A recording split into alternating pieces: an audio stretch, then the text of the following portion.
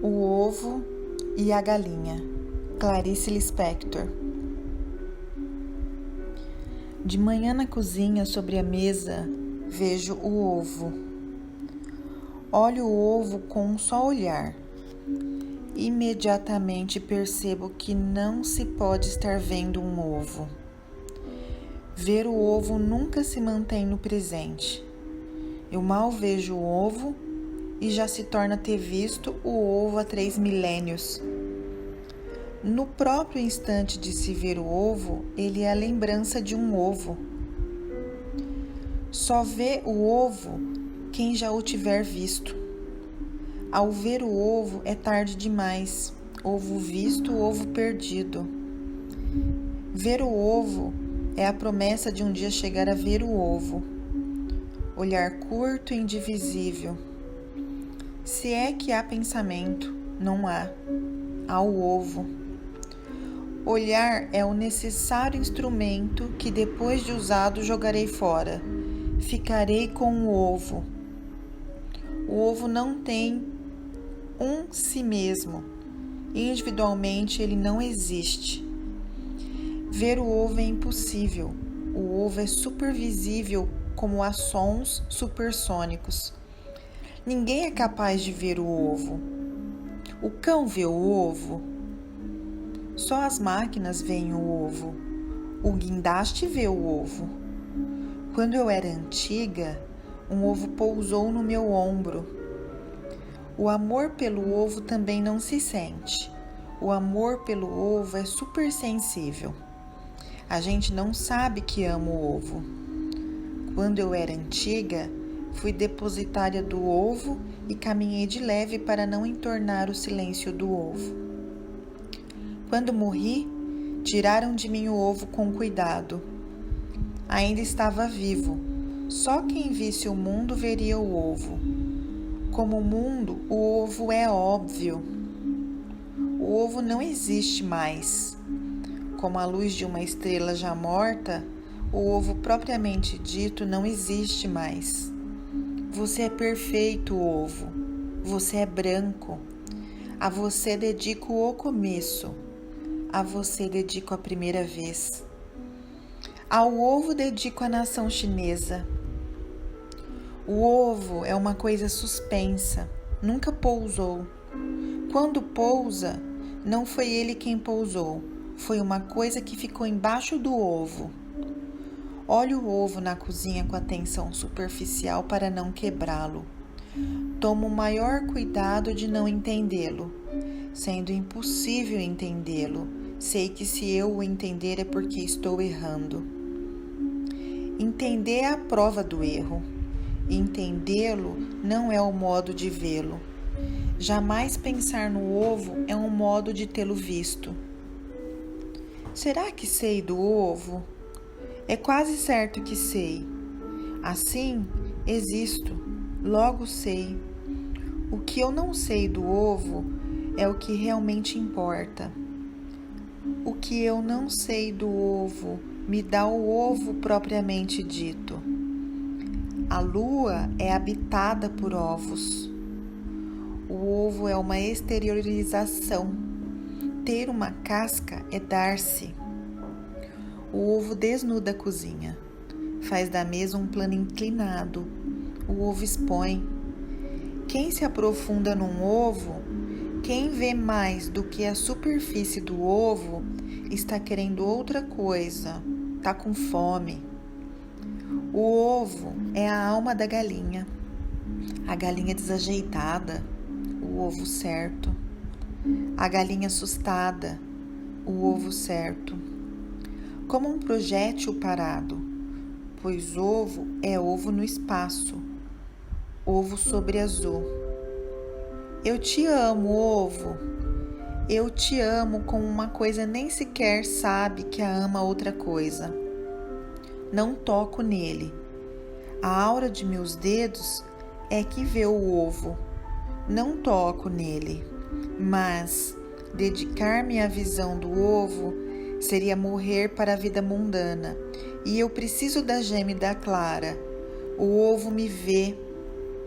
O ovo me idealiza? O ovo me medita? Não, o ovo apenas me vê. É isento de compreensão que fere. O ovo nunca lutou, ele é um dom. O ovo é invisível ao olho nu. De ovo a ovo chega-se a Deus, que é invisível ao olho nu. O ovo terá sido talvez um triângulo que tanto rolou no espaço que foi se ovalando. O ovo é basicamente um jarro? Terá sido o primeiro jarro moldado pelos etruscos? Não.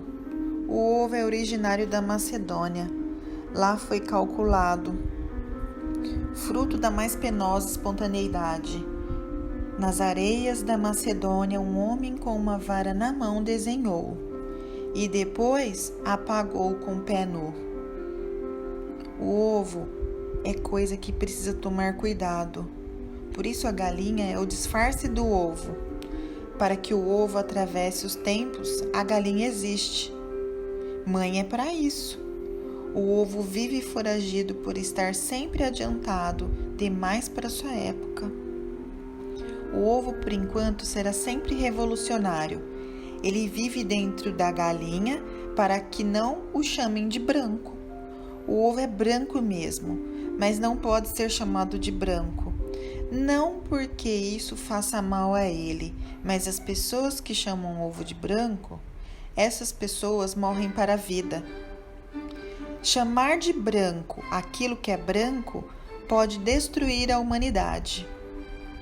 Uma vez um homem foi acusado de ser o que ele era e foi chamado de aquele homem. Não tinham mentido, ele era. Mas até hoje ainda não nos recuperamos uns após os outros. A lei geral para continuarmos vivos pode-se dizer um rosto bonito, mas quem disser o rosto morre por ter esgotado o assunto. Com o tempo, o ovo se tornou um ovo de galinha.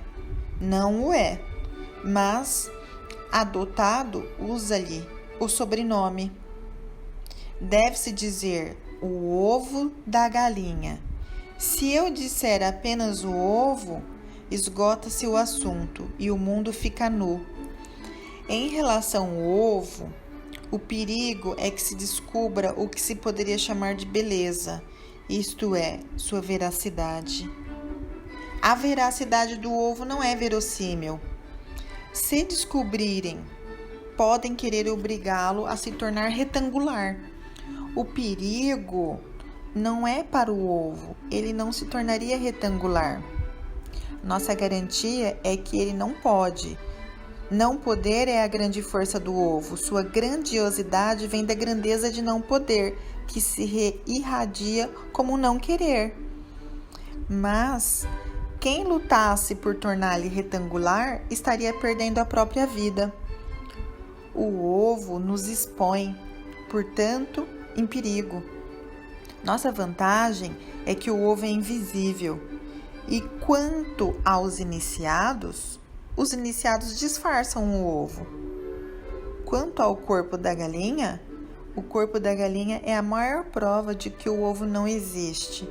Basta olhar para a galinha para se tornar óbvio que o ovo é impossível de existir. E a galinha? O ovo é o grande sacrifício da galinha. O ovo é a cruz que a galinha carrega na vida. O ovo é o sonho inatingível da galinha. A galinha ama o ovo. Ela não sabe que existe o ovo. Se soubesse que tem em si mesma o ovo, perderia o estado de galinha. Ser galinha é a sobrevivência da galinha.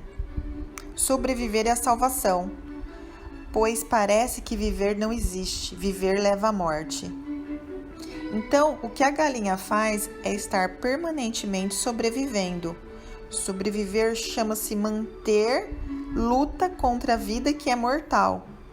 Ser galinha é isso. A galinha tem o ar constrangido. É necessário que a galinha não saiba que tem um ovo, senão ela se salvaria como galinha. O que também não é garantido, mas perderia o ovo. Então, ela não sabe.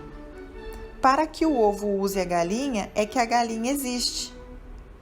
Ela era só para se cumprir, mas gostou. O desarvoramento da galinha vem disso. Gostar não fazia parte de nascer. Gostar de estar vivo dói. Quanto a quem veio antes, foi o ovo que achou a galinha galinha não foi sequer chamada. A galinha é diretamente uma escolhida. A galinha vive como em um sonho. Não tem senso de realidade. Todo o susto da galinha é porque estão sempre interrompendo o seu desvaneio. A galinha é um grande sono. A galinha sofre de um mal desconhecido. O mal desconhecido é o ovo. Ela não sabe se explicar. Sei que o erro está em mim mesma. Ela chama de erro a vida. Não sei mais o que sinto, etc, etc, etc. É o que cacareja o dia inteiro a galinha. A galinha tem muita vida interior. Para falar a verdade, a galinha só tem mesmo vida interior. A nossa visão de sua vida interior é o que chamamos de galinha. A vida interior na galinha consiste em agir como se entendesse. Qualquer ameaça e ela grita em escândalo feito uma doida. Tudo isso para que o ovo não se quebre dentro dela. Ovo que se quebre dentro da galinha é como sangue. A galinha olha o horizonte, como se da linha do horizonte é que visse vindo um ovo. Fora de ser um meio de transporte para o ovo, a galinha é tonta, desocupada e míope. Como poderia a galinha se entender se ela é a contradição de um ovo? O ovo ainda é o mesmo que se originou na Macedônia. A galinha é sempre tragédia mais moderna. Está sempre inutilmente a par. E continua sendo redesenhada. Ainda não se achou a forma mais adequada para uma galinha. Enquanto meu vizinho atende ao telefone, ele redesenha com lápis distraído a galinha. Mas para a galinha não há jeito, está na sua condição não servir a si própria.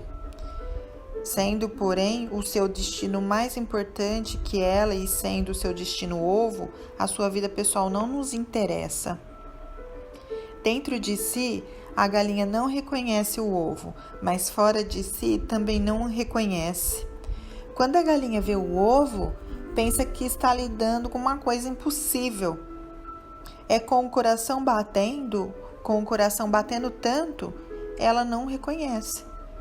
De repente, olho o ovo na cozinha e vejo nele a comida. Não o reconheço e meu coração bate. A metamorfose está se fazendo em mim. Começo a não poder mais enxergar o ovo. Fora de cada ovo particular, fora de cada ovo que se come, o ovo não existe. Já não consigo mais crer num ovo. Estou cada vez mais sem força de acreditar, estou morrendo. Adeus. Olhei demais para um ovo e ele me foi adormecendo. A galinha não queria sacrificar a sua vida. A que optou por querer ser feliz. A que não percebia que se passasse a vida desenhando dentro de si, como numa iluminura, o ovo, ela estaria servindo. A que não sabia perder-se a si mesma. A que pensou que tinha penas de galinha para se cobrir por possuir pele preciosa, sem entender que as penas eram exclusivamente para suavizar a travessia ao carregar o ovo. Porque o sofrimento intenso poderia prejudicar o ovo. A que pensou que o prazer lhe era um dom, sem perceber que era para que ela se distraísse totalmente enquanto o ovo se faria. A que não sabia que eu é apenas uma das palavras que se desenham enquanto se atende ao telefone, mera tentativa de buscar forma mais adequada. A que pensou que eu significa ter um si mesmo. As galinhas prejudiciais ao ovo são aquelas que são um eu sem trégua.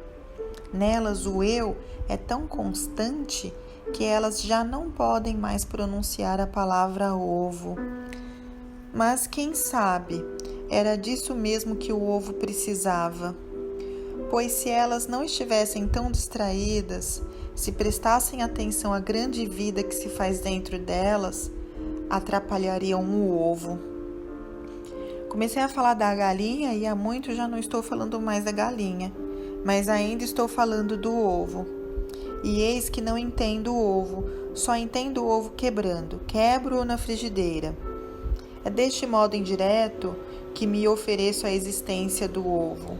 Meu sacrifício é reduzir-me à minha própria vida pessoal.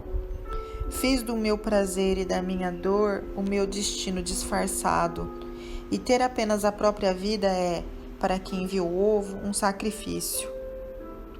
Como aqueles que, no convento, varrem o chão e lavam a roupa, servindo sem a glória de função maior, meu trabalho é o de viver os meus prazeres e as minhas dores. É necessário que eu tenha modéstia de viver. Pego mais um ovo na cozinha, quebro-lhe a casca e forma. E a partir desse instante exato nunca existiu um ovo. É absolutamente indispensável que eu seja uma ocupada e uma distraída. Sou indispensavelmente um dos que renegam. Faço parte da maçonaria dos que viram uma vez o ovo e o renegam como forma de protegê-lo. Somos o que se abstém de destruir, e nisso se consomem. Nós, agentes disfarçados e distribuídos pelas funções menos reveladoras, nós às vezes nos reconhecemos. Há um certo modo de olhar, há um jeito de dar a mão, nós nos reconhecemos. E a isso chamamos de amor. E então não é necessário disfarce, embora não se fale, também não se mente, embora não se diga a verdade, também não é necessário dissimular.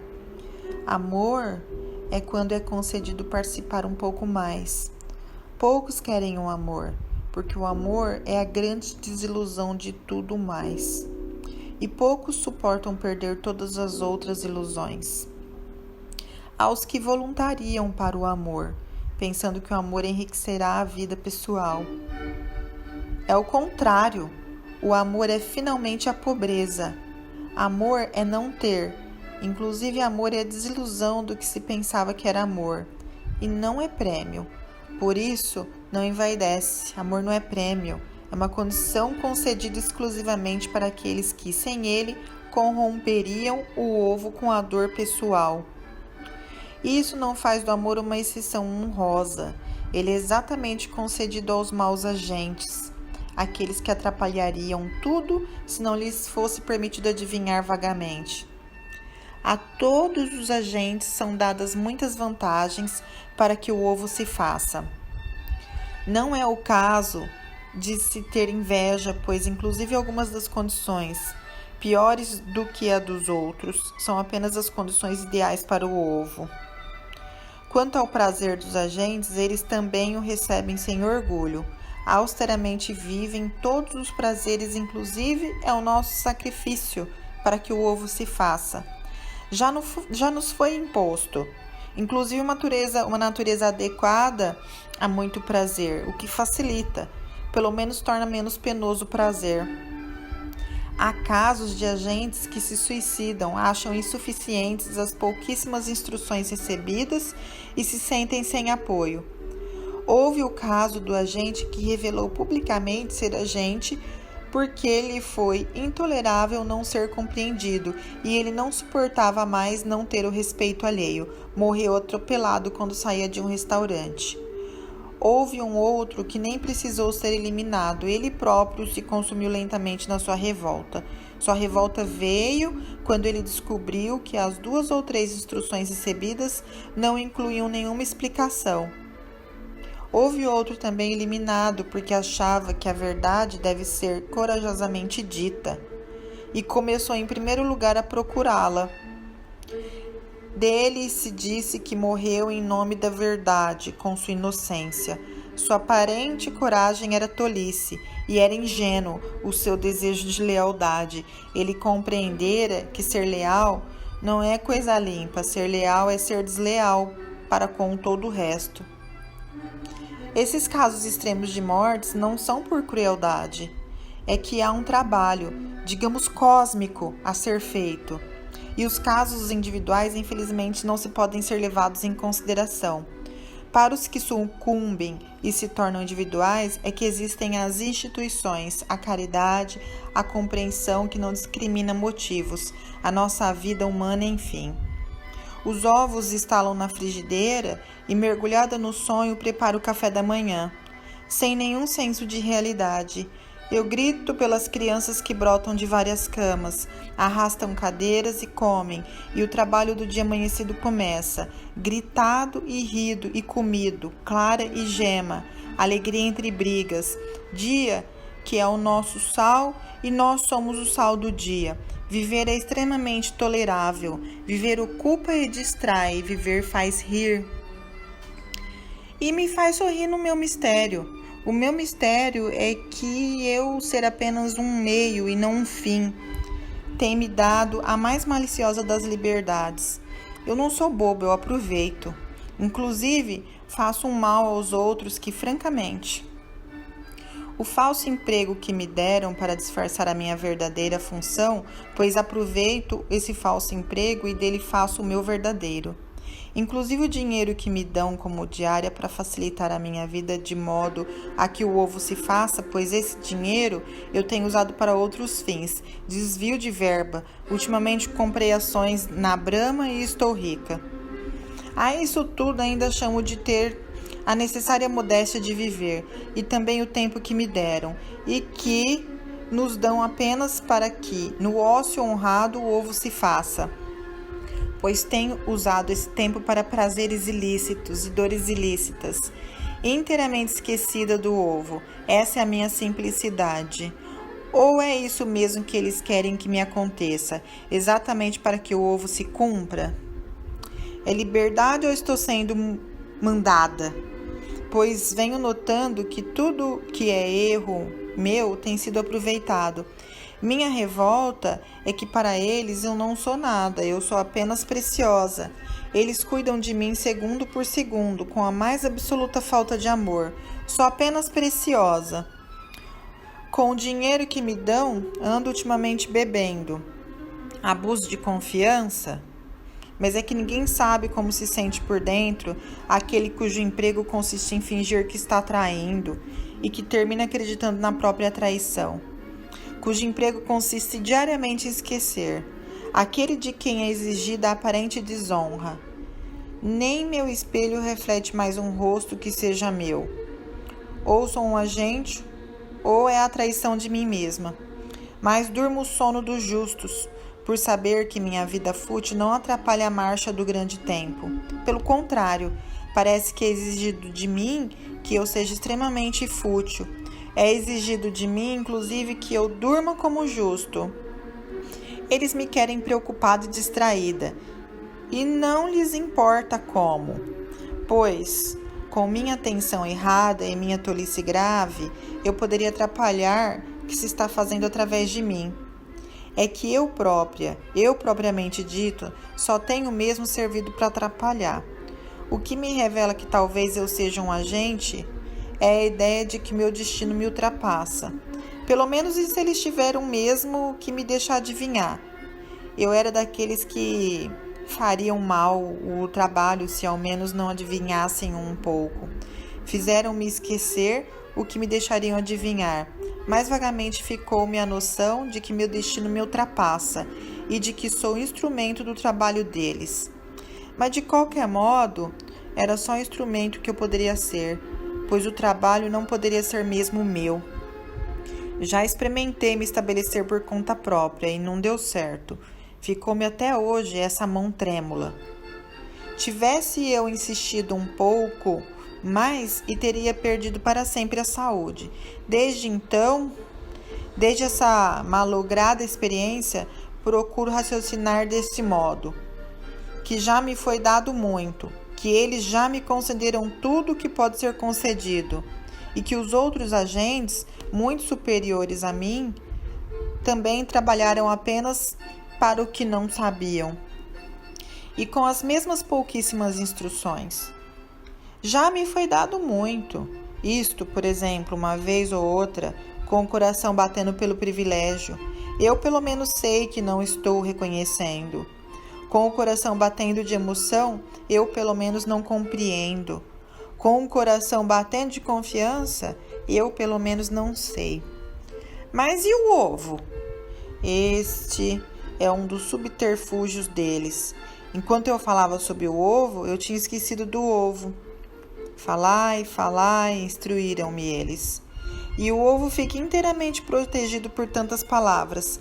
Falai muito, é uma das instruções. Estou tão cansada. Por devoção ao ovo, eu esqueci. Meu necessário esquecimento, meu interesseiro esquecimento. Pois o ovo é um esquivo. Diante de minha adoração possessiva, ele poderia retrair-se e nunca mais voltar. Mas se ele for esquecido, se eu fizer o sacrifício de esquecê-lo, se o ovo for impossível, então livre, delicado, sem mensagem alguma para mim, talvez uma vez ainda ele se locomova do espaço até esta janela que desde sempre deixei aberta, e de madrugada baixe no nosso edifício, sereno até a cozinha, iluminando-a de minha palidez.